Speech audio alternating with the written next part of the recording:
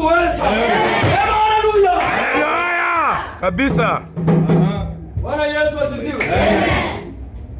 Ilikuwa siku moja mfalme akaweka sheria asipatikane mtu anaabudu miungu mingine.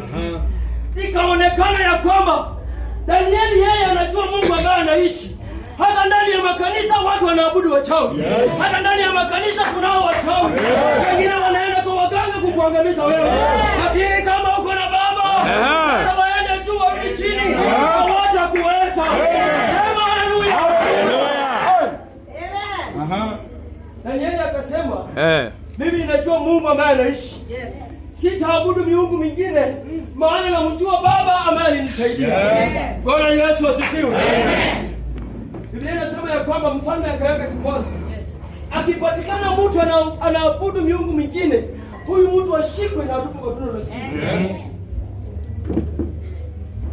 Danieli akasema, haya ni maneno rahisi mbele yangu. Haya yote hayana budi kuja. Kama wewe ni mtumishi wa Mungu, lazima utapitia kwa mitihani. Kama wewe ni mtumishi wa Mungu, lazima utapitia kwa mitihani. Na mitihani yanapokuja, lazima uwe na mbinu bila ambayo utapita ndani. Bwana sema haleluya. Haya, bwana haleluya. Danieli akakaa chini polepole. Biblia inasema mfalme alichagua Danieli, akamsongeza karibu na yeye. Kazi zote ambazo alikuwa anafanya, alikuwa anaambia Danieli, enda angalia hii kazi iko sawa. Kumaanisha Danieli alikuwa karibu sana na mfalme. Na watu walipoona Danieli karibu na mfalme, wengine hawakupenda. Wanapokuona unasoma karibu na mfalme, wengine hawapendi. Lakini kwa sababu ya neema ya Mungu, Mungu anakuinua. Sema haleluya.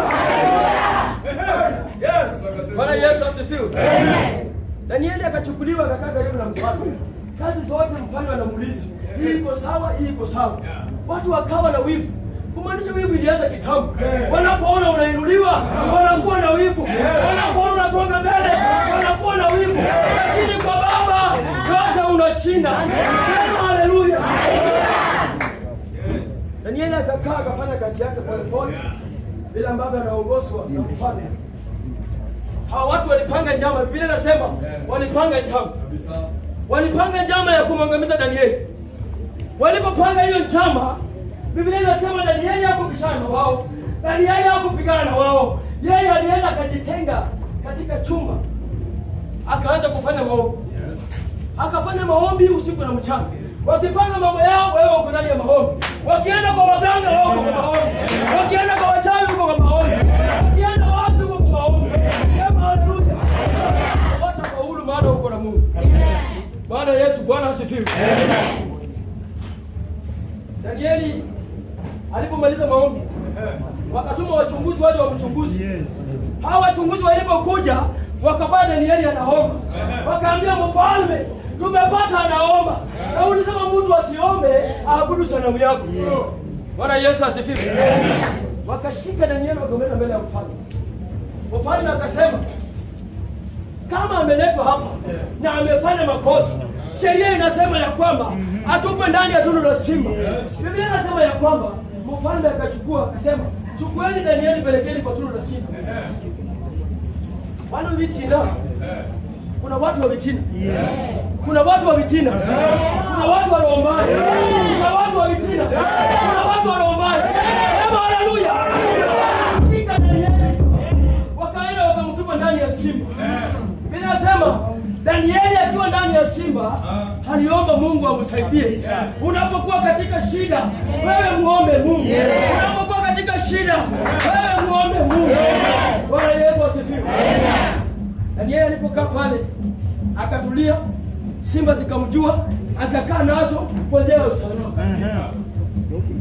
Biblia inasema mfalme aliandaa akasema, mniletee ngoma na kinubi, nataka kwenda kupumzika. Akaletewa hiyo vitu, akaenda akapumzika. Lakini kwa sababu ameguza mtu wa Mungu, ukiguza mtu wa Mungu hautalala. Ukiguza mtu wa Mungu hautalala. Sema haleluya. Usingizi haukukuja kwa mfalme Dario. Akajaribu kulala, akajaribu kulala, haiwezekani. Bwana Yesu asifiwe. Amen. Akasema endeni muangalie kwa ile tundu, Danieli yuko ama hayuko. Tena hao wavitina ndio wakakuja. Walipoangalia wakaambia mfalme, huyu jamaa bado wako.